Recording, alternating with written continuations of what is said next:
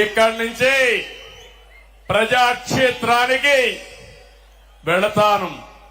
వెళ్లే ముందు మీ ఆశీస్సులు తీసుకోవాలని, మీ అందరితో కలిసి మాట్లాడాలని, మిమ్మల్ని చూడాలనే ఉద్దేశంతోనే నేను ఇక్కడికి వచ్చాను. నేను ఈరోజు ఒకే ఒక విషయం మీ అందరికీ విజ్ఞప్తి చేస్తున్నాను. నేను మీకు రుణపడి ఉన్నాను. 5 ఏళ్లలో మీ రుణం తీర్చుకుంటానని మరొక్కసారి మీ అందరికీ హామీ ఇస్తున్నా, వాగ్దానం ఇస్తున్నా. అన్ని విధాలా అభివృద్ధి చేస్తాను. భగవంతుడు నాకు ఎంత శక్తి ఇస్తే అంత శక్తిని ఉపయోగించి కుప్పాన్ని అగ్రస్థానంలో వెళ్ళడానికి ప్రయత్నం చేస్తాను. నా జీవితాశయం ఒకటే, పేదరికం లేని సమాజం, జీరో పావర్టీ. ఎక్కడ పేదవాడుంటే అక్కడ ఉంటా, మీకు అండగా ఉంటానని మీ అందరికీ హామీ ఇస్తున్నా. అందుకని ఒక్కసారి చరిత్ర కూడా మనం ఆలోచించుకోవాలి.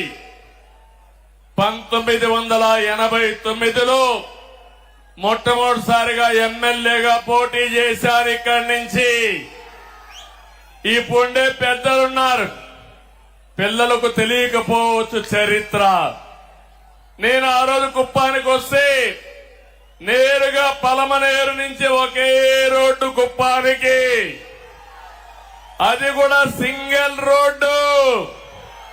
టెలిఫోన్లు లేవు, కాలేజీలు లేవు. అందుకే ఆలోచించా, చిత్తూరు జిల్లాలో ఒక వెనుకబడిన ప్రాంతం కోసం నేను పని చేయాలని కుప్పం నియోజకవర్గాన్ని ఎంపిక చేసుకున్నానని చెప్పి నేను మీకు తెలియజేస్తున్నా. 89, 94 మన గవర్నమెంట్ రాలేదు, అపోజిషన్ లో ఉన్నాం, పోరాటాలు చేశాం. 94 నుంచి 2004 వరకు మన ప్రభుత్వం వచ్చింది, అభివృద్ధి చేశాం. ఇప్పుడుండే అభివృద్ధి మీరు ఏ ఊరికి పోయినా, సిమెంట్ రోడ్డు అడిగినా, ఊర్లో వీధి దీపాలు అడిగినా, కాలేజీలను అడిగినా, ఏ అభివృద్ధిని అడిగినా దాన్ని ఎవరు చేశారంటే తెలుగుదేశం అని చెప్పే పరిస్థితిలో ఉంది. మీ ఎమ్మెల్యేగా నేనే చేశానని మీ అందరికీ సగర్వంగా విజ్ఞప్తి చేస్తున్నా.